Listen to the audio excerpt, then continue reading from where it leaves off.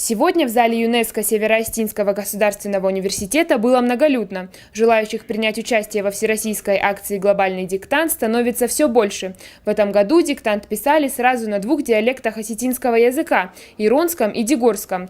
Текст читал председатель правительства Северной Осетии Сергей Такоев.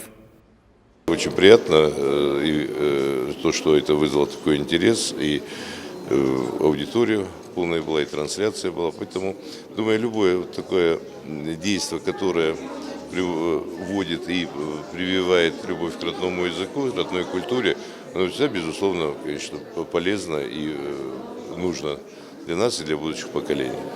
Глобальный диктант на осетинском языке писало более 200 человек. В их числе и соотечественники, проживающие за рубежом, представители осетинских диаспор и общин как на территории России, так и за ее пределами. Параллельно шла трансляция в сети интернет, поэтому проверить свои знания люди могли в режиме онлайн.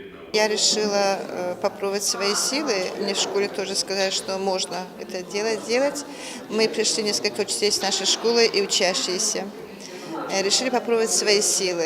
Тем более мы не так часто пишем диктанты на своем родном языке. И хотелось как-то вот этим примером показать всем, что весь мир любит свой родной язык. И мы тоже хотели как-то поучаствовать в таком хорошем деле. Результаты глобального диктанта будут известны через несколько дней. Их опубликуют на официальном сайте Министерства образования и науки Северной Осетии. По итогам всероссийской акции каждый, кто писал, получит именной сертификат участника. Ирина Дзабаева, Елена Черенкова, Борис Сопоев, Осетия ТВ.